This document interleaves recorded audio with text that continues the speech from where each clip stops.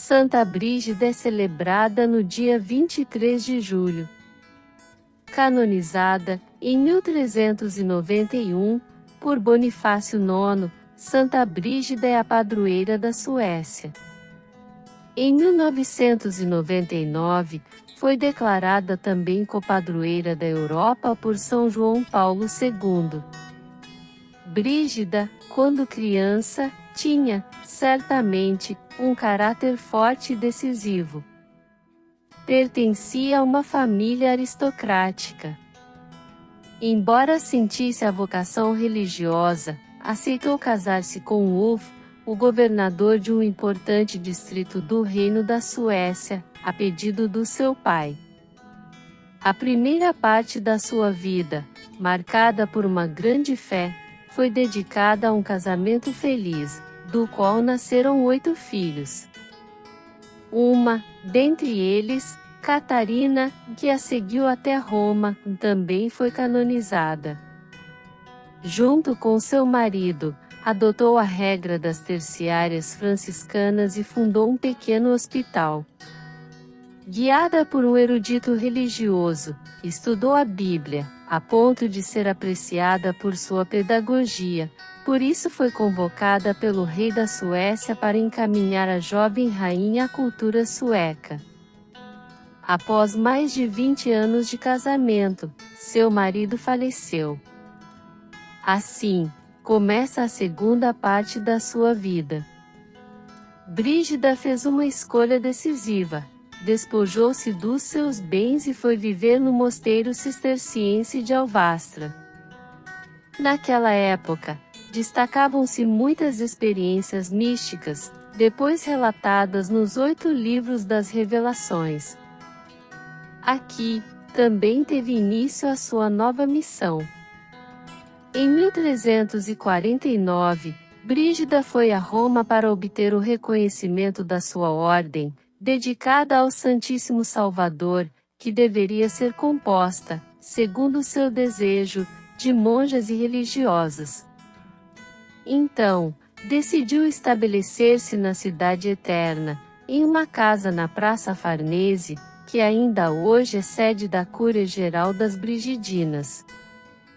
Porém, sofria por causa dos maus costumes e da degradação generalizada da cidade, que ressentia muito pela ausência do Papa, que, na época, vivia em Avignon.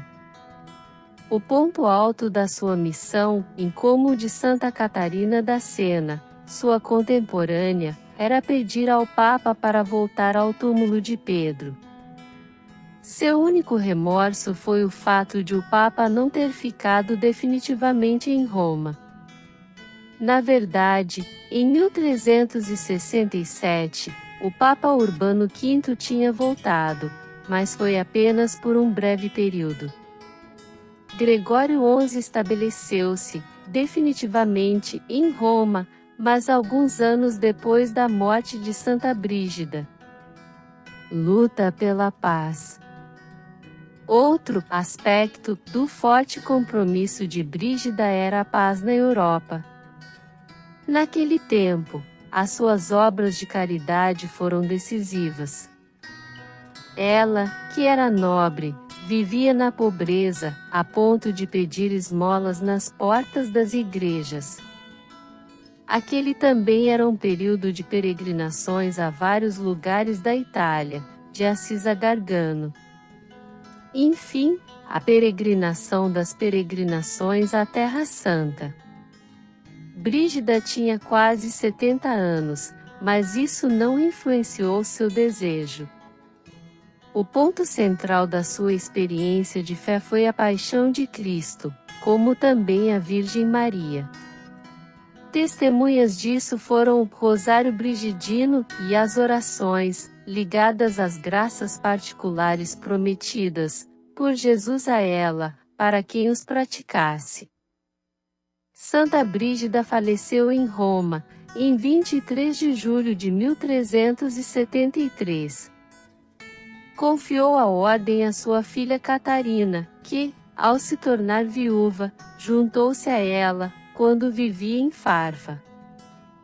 São João Paulo II destacou: a Igreja, sem se pronunciar sobre cada uma das revelações, aceitou a autenticidade do conjunto das suas experiências interiores.